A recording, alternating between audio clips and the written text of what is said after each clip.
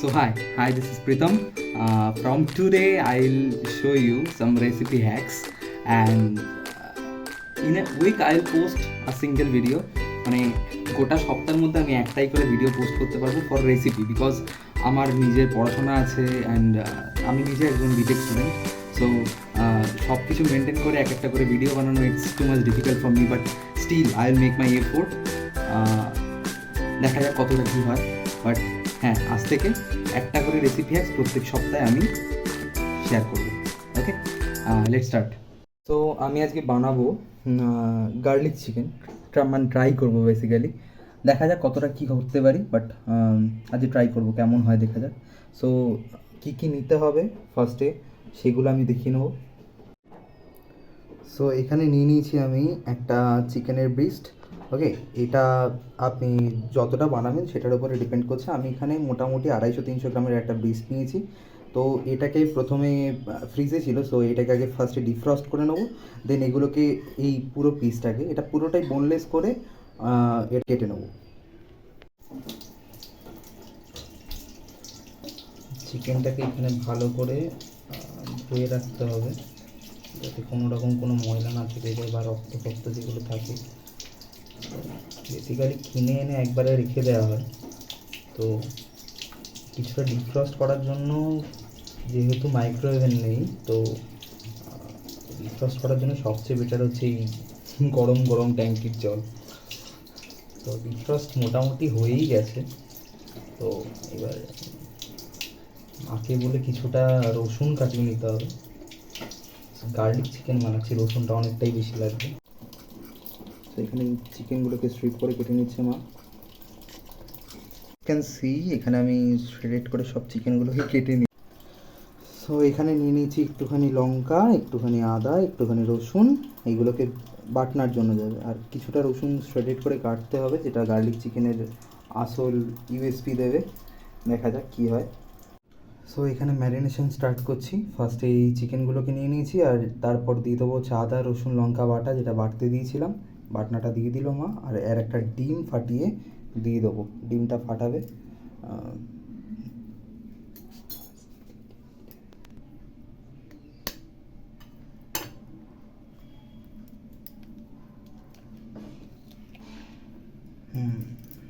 Very good, দেওয়া হয়ে গেল। এবারে আর একটু দিতে হবে হচ্ছে কর্নফ্লাওয়ার। নেক্সট দেবো হচ্ছে কিছুটা কর্নফ্লাওয়ার এখানে অ্যাড করে দেবো, আর একটুখানি লাগবে। সো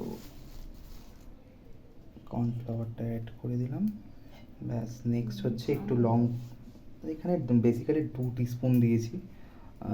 মাপটা ডিপেন্ড করে নিজের উপরে সব কিছু, একদম এটা সত্যি কথা। মাপ ওরমভাবে পার্টিকুলারলি এখনও অবধি লাগতেও পারে আর একটু, যখন আমি মাখবো তখন সেটা বুঝতে পারবো।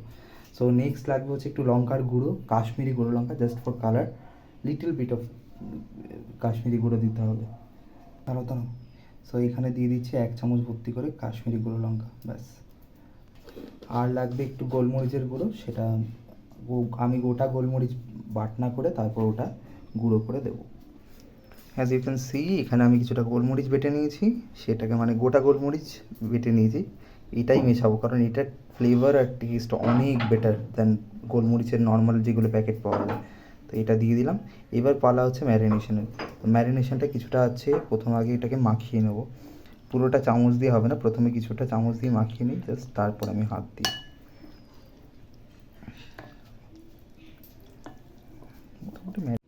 অ্যাজ ইউজুয়াল আমি কিছু তো ভুল করবই, তো নুন দিতেই ভুলে গেছিলাম, কিছুটা নুন দিয়ে দিলাম। তো নুন দেওয়ার পর আরেকবার একটুখানি মাখিয়ে নিতে হবে এটাকে, তো আরেকবার একটু মাখিয়ে নেব। সো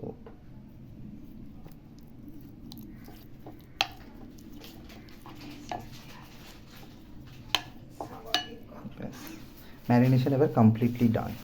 সো এখানে কড়াই বসিয়ে দিয়েছি, কড়াইতে একটুখানি সাদা তেল ঢেলেছি। সাদা তেল মানে রিফাইন্ড অয়েল, যেটা রিফাইন্ড অয়েল, তার সাথে একটু বাটার মিশিয়ে ঢেলে দিয়েছি। ঠিক আছে, সেটা গরম হয়ে গেছে। তো এবার নেক্সট স্টেপ হচ্ছে আমাকে যেগুলো ম্যারিনেশন করে রেখেছিলাম চিকেনের শ্রেডগুলো, সেগুলোকে ফ্রাই করে নিতে হবে। হালকা ফ্রাই করব, খুব বেশি ফ্রাই করব না, যাতে মানে যে বেশি ফ্রাই করলে কী হবে, চিকেনের ভিতরে যে জুসিনেসটা সেটা চলে যাবে। আর ঠিক আছে, অসুবিধা নেই, মানে যদি কেউ বেশি ফ্রাই করে না খেতে টেস্ট হবে, বাট জুসিনেসটা চলে যাবে, আর কিছুই না। সো এখানে তেলটা গরম হয়ে গেছে প্রায়, তো এবার আস্তে আস্তে করে ছাড়তে থাকবো একটা একটা করে।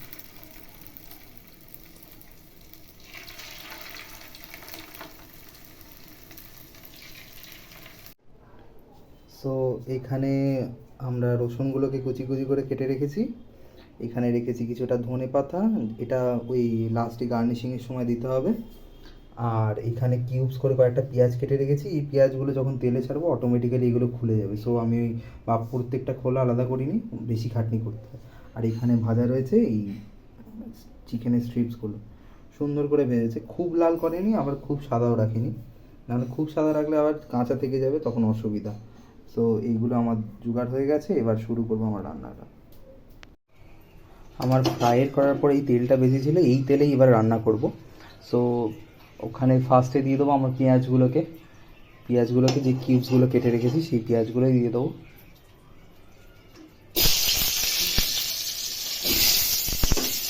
পেঁয়াজগুলো দিয়ে দিলাম, এগুলো আস্তে আস্তে ভাজবে, নিজে থেকেই ছেড়ে যাবে। ফ্লেম কম করে ভাজবেন, না হলে পেঁয়াজগুলো পুড়ে যাবে, অথচ প্রবলেম হবে, ভাজা হবে না, সেদ্ধ হবে না। আস্তে আস্তে কি সুন্দর পেঁয়াজগুলো খুলে যাবে, এটাই হিট পাবে। এবার দিয়ে দেবো রসুনগুলো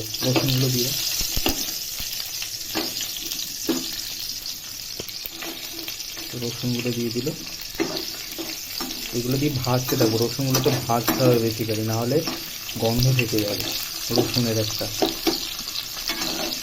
গন্ধ তো থাকবেই, কারণ এটা গার্লিক চিকেন, অবভিয়াসলি একটু রসুনের স্বাদ তো থাকবেই, স্টিল একটা অথেন্টিক ফ্লেভার বেরোবে না, না হলে ভালো করে না ভাজলে।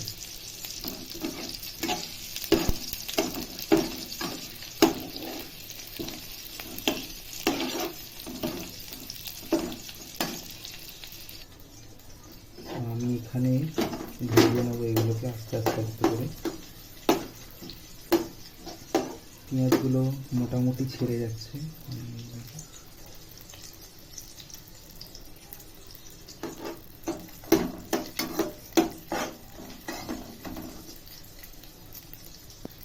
এইখানে পেঁয়াজগুলো প্রায় ভাজা হয়ে গেছে, তো এখানে দিয়ে দিলাম কিছুটা সরু সরু করে কেটে ক্যাপসিকাম। পেঁয়াজ রসুন মোটামুটি ভাজা হয়েছে, তো ক্যাপসিকামটা যেহেতু মেল্টিং পয়েন্ট কম, তো একটু লেট করে দিলাম। যতটা সুন্দর করে কাটবে ততটা সুন্দর দেখতে হবে, এই হচ্ছে ব্যাপার, আর কিছুই না।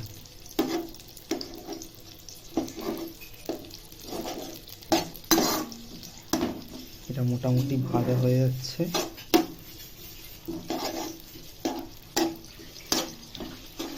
আর একটু ভাজতে হবে, ততক্ষণ আমার যেগুলো লাগবে সেগুলো রেডি করি। একটা বাটিতে একটু কর্নফ্লাওয়ার নেব, আর একটু দাও, হ্যাঁ, এটাকে এবার একটু জল দিয়ে গুলে নেবো। সো কিছুটা জল দিয়ে দিয়েছি, এবার চামচ দিয়ে হালকা করে এটাকে একটু গুলে নেবো।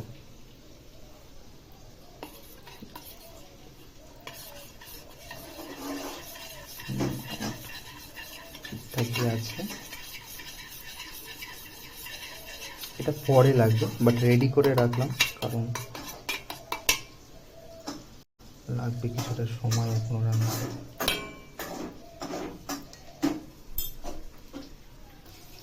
এদিকে মোটামুটি পেঁয়াজ ক্যাপসিকামগুলো ভাজা হয়েই গেছে, আস্তে করে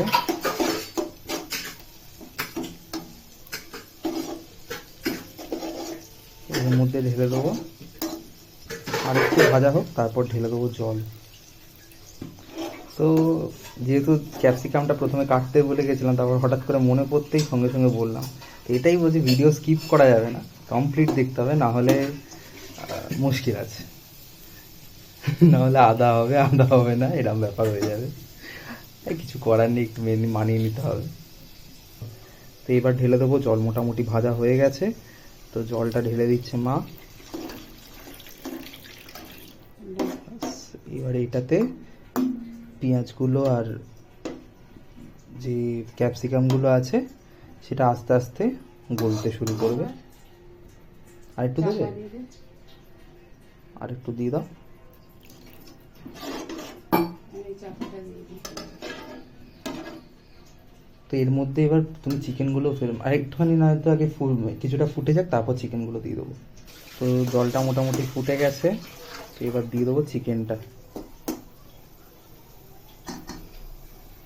তো মা চিকেনটা দিয়ে দিচ্ছে।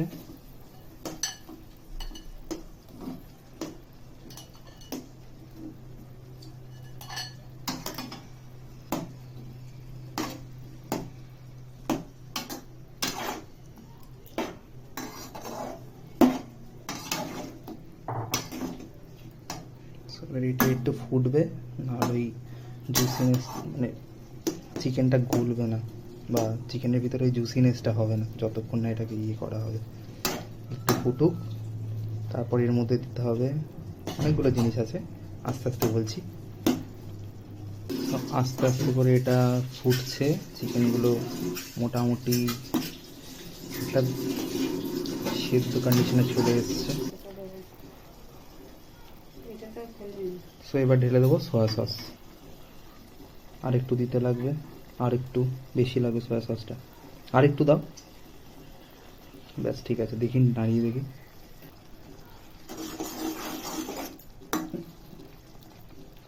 আর একটু লাগবে।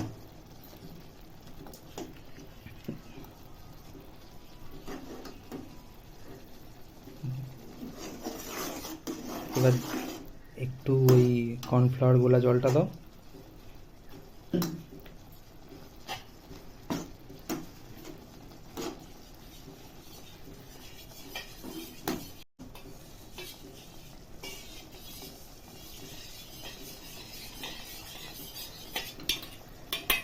কর্নফ্লাওয়ার গোলা জলটা ঢেলে দিচ্ছে।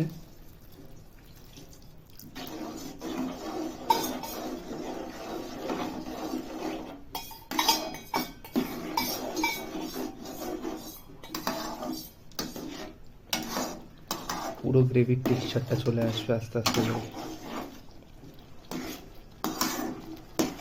মা একটু সোয়া সস লাগবে। কি সুন্দর গ্রেভির টেক্সচারটা চলে এসছে।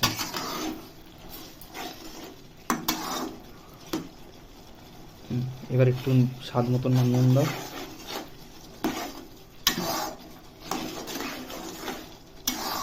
আমি পুরো রান্নাটাতে এখনো অবধি নুন দিইনি, তো একটু নুন দিচ্ছি। ভাজার সময় দিয়ে দিই। সেই ম্যারিনেশনের সময় একটু দিয়েছিলাম। ভাজার স্বাদ মতো দেবে।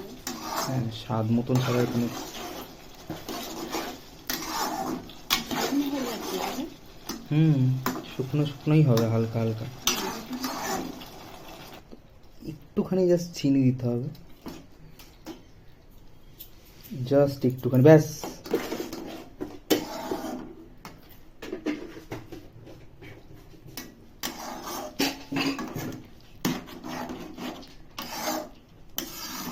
গ্রেভির টেক্সচারটা দারুণ চলে এসছে, দারুণ।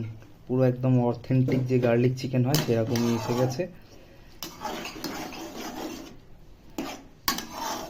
পুরো নর্মাল রেস্টুরেন্ট স্টাইলে যে গার্লিক চিকেন হয়।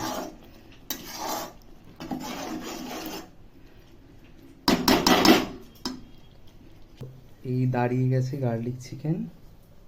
এবার এটাকে সুন্দর করে গার্নিশ করতে হবে, হালকা করে একটু ধনে পাতা দিয়ে। সো এবার ঢেলে ফেলবো আমার গার্লিক চিকেন, এই যে এখানে ঢেলে ফেলবো এই বাটিতে।